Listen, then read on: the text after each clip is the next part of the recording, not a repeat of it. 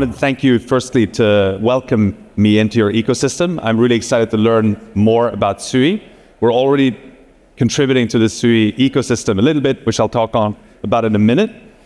But today I want to talk about why Web3 will win. And specifically, I wanted to start by giving you a bit of an intro to Nansen.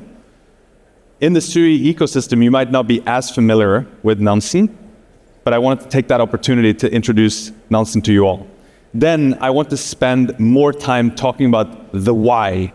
Why do we get up in the morning, and why is Web3 going to win? And then finally, I want to talk about the opportunity that Sui has in front of it. Actually, how many of you all have used Nansen by raise of hands? Okay, quite a few, that's great. So Nansen is basically a product that helps on-chain investors grow their portfolios. And we do this by helping you discover new tokens through on-chain analytics. We allow you to perform due diligence on those tokens so you can know who's buying the token, who's selling it, what does the distribution look like, the liquidity, and all these different things, so that ultimately you can try to answer the question, should I buy this token? We also help you set up smart alerts on-chain so that when important events happen on-chain, you get notifications to Telegram, Discord, Slack, and so on. And finally, we allow you to track your portfolio across a bunch of different chains. But people might not know that we also have a staking business. And in fact, we help secure the Sui network as a validator today. We have $135 million worth of Sui staked with Nansen. And more broadly, we have more than $1 billion worth of assets staked with Nansen.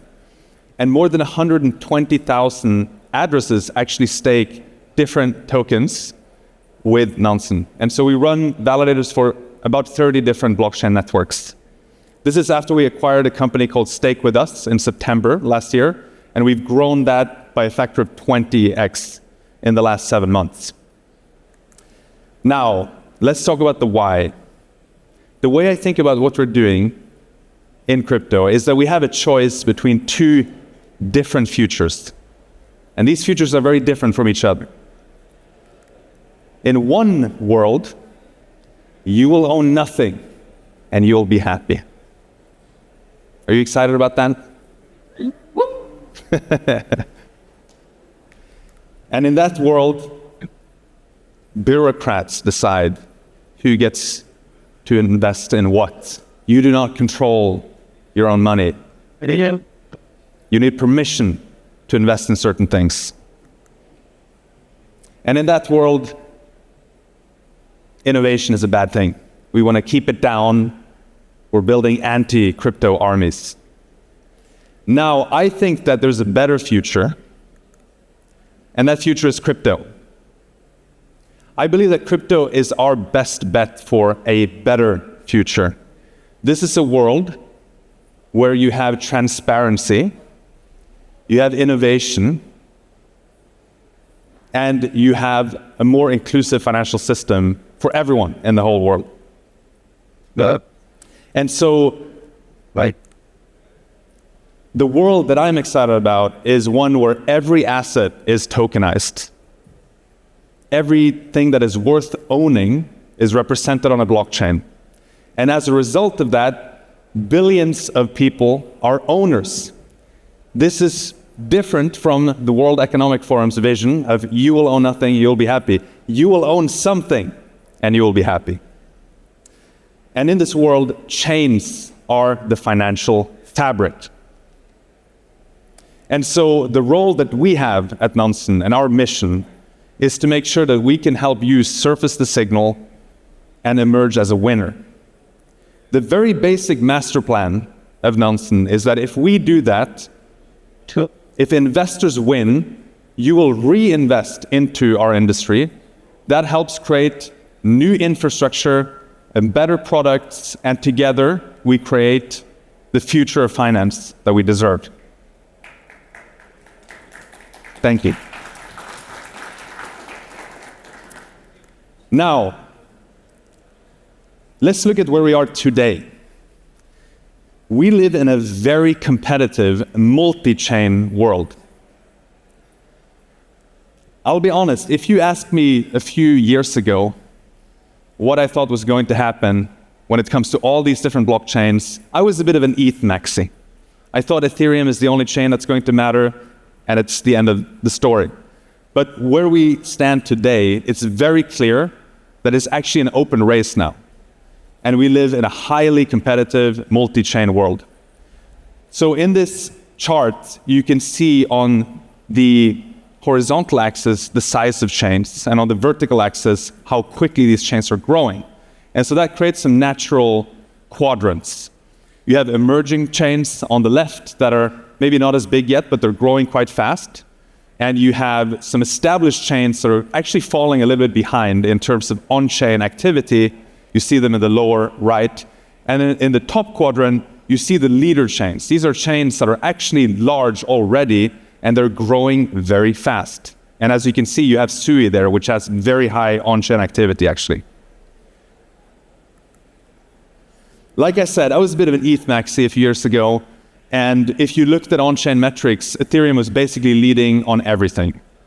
But to me, this observation here is quite important. Ethereum no longer generates the most revenues among chains. And when I say revenues, what I mean is simply gas fees in total. There are actually more chains now that there are multiple chains that generate more revenues on any given day than Ethereum. And that's been the case for the last couple of months. And it's actually a pretty big development. And if you go through other on-chain metrics, active addresses, number of transactions, DEX volume, and so on, Ethereum has actually fallen behind quite a bit.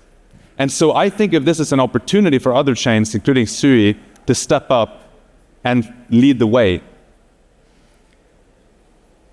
The only metric that Ethereum still leads on by a pretty clear margin is TVL. And so I think that will be kind of the last metric potentially to overtake Ethereum on. Now, Cosmo talked about some great use cases for blockchains and for crypto, and I completely agree with his observation that stablecoins might actually be the #1 use case for blockchains, and it has continued to grow. Even when markets don't do very well in crypto, you see stablecoin issuance steadily going up. In addition, we've seen an increase in tokenized treasuries, which have now crossed more than $6 billion in issuance. And as you can see from this chart, it's actually quite diversified in terms of which products people are putting money into when it comes to tokenized treasuries. And I think these two are essentially, tokenized treasuries are kind of an extension of the stablecoin trend. Interestingly, though, tokenized treasuries are not actually a very exciting product for retail investors, and less than 1,200 unique addresses hold these $6 billion worth of tokenized treasuries. Now, if we contrast that with meme coins, millions of addresses hold them. If you look at Shiba Inu alone, 1.2 million addresses own it. If you look at Trump, 500,000 addresses own it. Pengu, 350,000 or so. And so there's a really big difference between how exciting these products are, even if they have a lot of capital for retail investors. To me, the thing that actually brings these two things together, the meme coins that are kind of attractive to retail investors, but fundamentally don't have any value on the one hand, and on the other hand, you have things that are frankly quite boring, tokenized treasuries, but are very interesting to institutions. I think the next big thing is actually tokenized equity. This is what's going to appeal to both sides, and the only reason we don't have it, in my opinion, is because we didn't have clear enough regulation to make it happen. And so tokenized equity and tokenized securities, I think, are going to be massive, and I think they're going to be the next big thing for crypto.